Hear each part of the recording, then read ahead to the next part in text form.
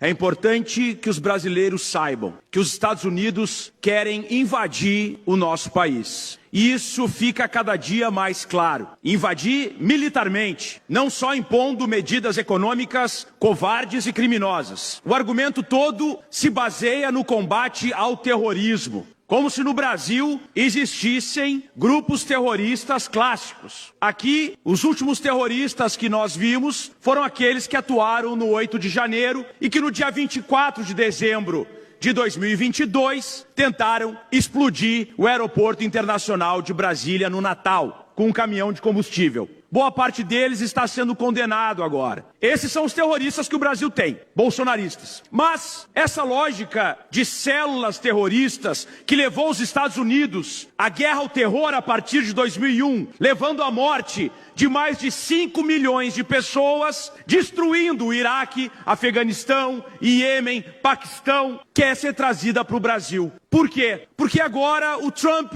tirou da cartola uma ideia de que facções criminosas que devem ser combatidas pela segurança pública são grupos terroristas. Sendo grupos terroristas, autoriza com que os Estados Unidos possam invadir com seu exército, com a sua força aérea, qualquer país do planeta que tenha alguma facção criminosa. E é interessante que ele só considerou facções criminosas como grupos terroristas aqueles grupos que existem na América Latina. Ele não se preocupou com a Camorra na Itália, com a Yakuza no Japão, com a máfia turca, não. Ele se preocupou e a única preocupação dele é a América Latina. Que, aliás, um secretário dele disse que é quintal dos Estados Unidos. E aí a gente tem um deputado ganhando milhões de reais para não trabalhar e prejudicar o nosso país. Não por acaso o Brasil é o primeiro país em água potável do mundo. Não por acaso o Brasil é o segundo maior país em reserva ambiental em termos de florestas. Não por acaso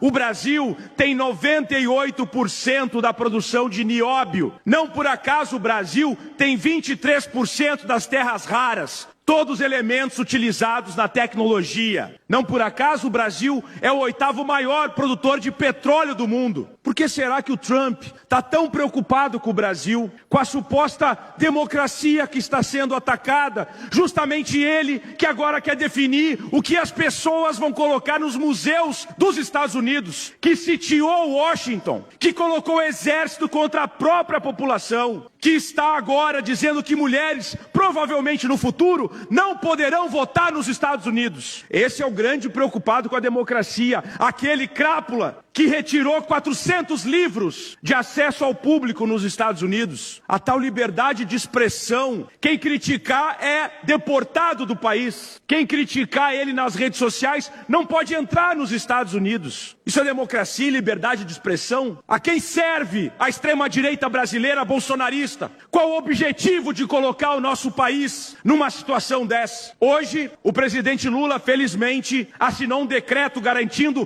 30 bilhões de reais para os empresários e para o agronegócio prejudicados pelo Eduardo Bolsonaro, pela família Bolsonaro, pela extrema-direita. Graças ao presidente Lula, nós não perderemos emprego. Graças ao presidente Lula, nós teremos um país soberano, que é respeitado no mundo inteiro. E nós não baixaremos a cabeça para a extrema-direita fascista global, que quer se apropriar da nossa riqueza e por isso precisa desestabilizar o nosso país para colocar um testa de ferro para que ele possa retirar nossas riquezas. É disso que nós estamos falando. Quem defende de fato a democracia e quem defende um golpe de Estado maquiado de suposta democracia, de alguém que no seu país tem prendido inclusive deputados porque discordam, pelo simples fato de discordar, não cometeram nenhum crime. E aqui eles querem dizer que estão defendendo a liberdade de expressão, que não aceitam que as big techs sejam controladas. É uma falsidade, é uma hipocrisia, é uma pouca vergonha. E nós, patriotas de verdade e não patriotas da Shopee, a gente tem que se posicionar, falar duro, denunciar e alertar a população do Brasil. Quem está ao lado do emprego,